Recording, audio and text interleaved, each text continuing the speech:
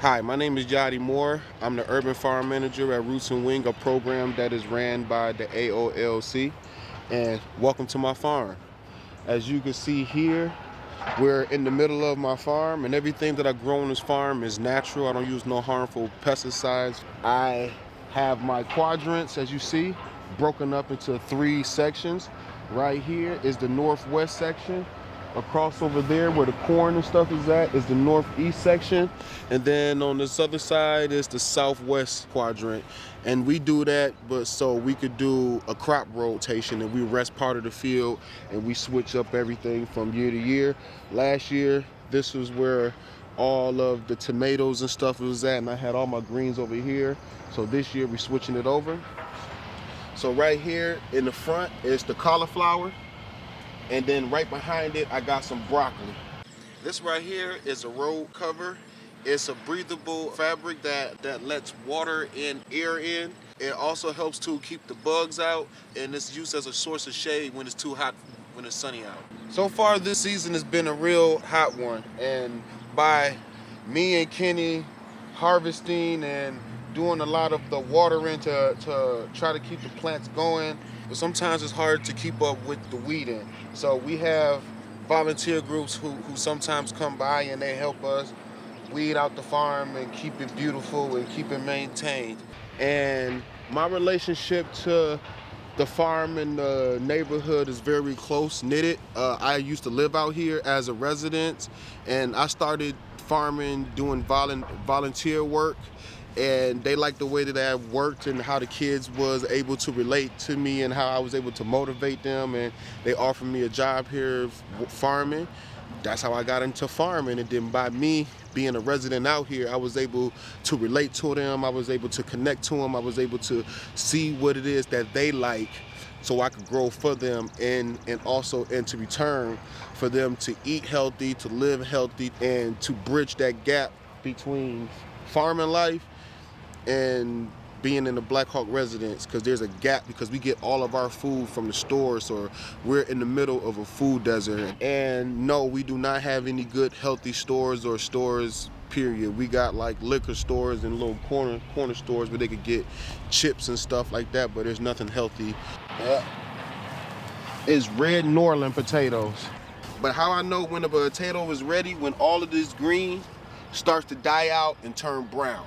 Sometimes as the potato grow, the potato bulges out of the ground, and it exposes itself to the sun. So when that happens, it's best for you to just mound them properly so you cover all the potatoes, because if the sun hits the potato raw, it'll turn it green, and then it'll be nasty for you to eat, and it'll hurt your stomach. These right here, these leaves right here are my sweet potato leaves. Beautiful. And then right behind that, you got the mustards, you have some beans, you have some more beans. That right there is fennel. Yep, that is called Thai basil. It's actually good.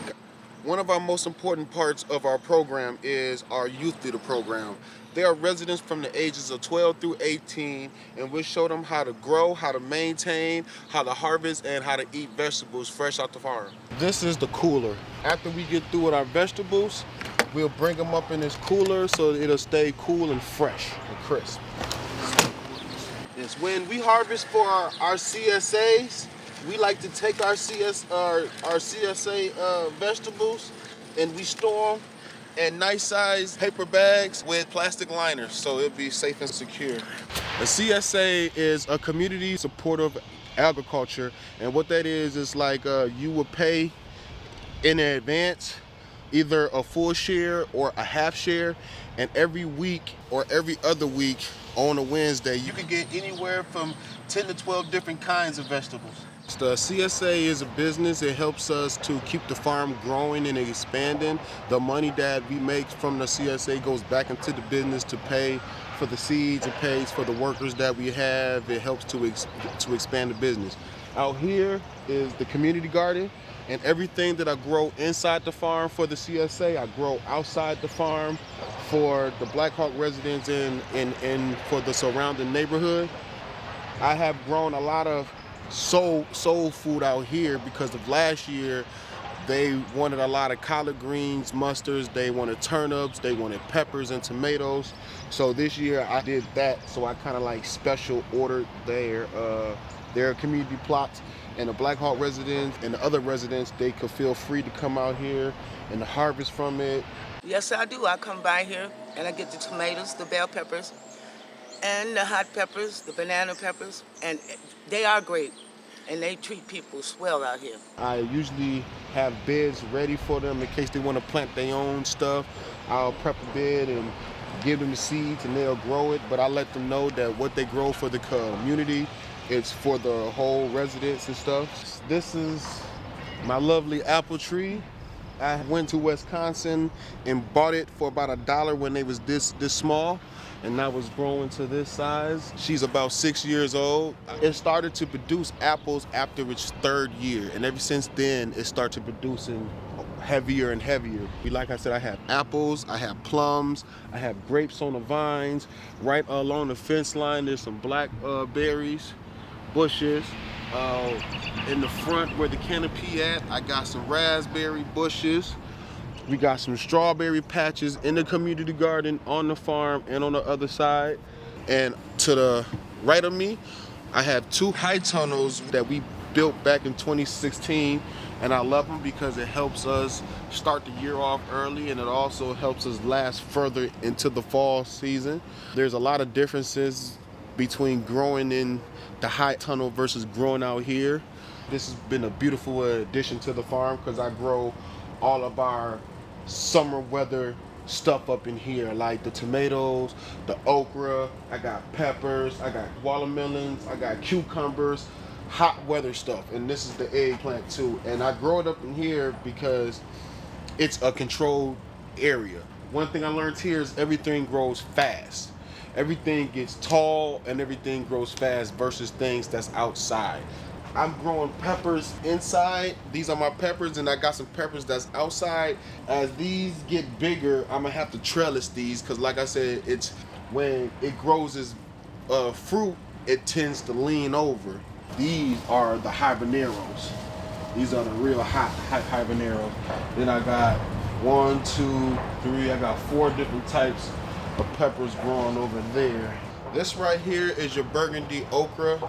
When I took the survey, a lot of people wanted okra, and I got 2 different types of okra. Like I said, I have the red okra, and then right behind the red okra, I got your traditional green okra. What's so good about these high tunnels is we can let the sides up, so we can let the bees and other pollinators in. The pollinators go from flower to flower pollinating, and that's how we get our vegetables, like our tomatoes, our peppers, our cucumbers, thanks to the pollinators. And we want our pollinators healthy, so we don't use no chemical insecticide. We grow mostly hot weather crops in this high tunnel, and we grow mostly greens in the other high tunnel. This is our broccoli here, and as you can see that the broccoli is almost ready.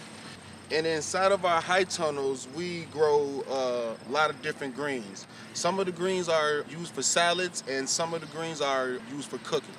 Earlier in the spring, we grow things like lettuce, mizuna, Asian cabbage.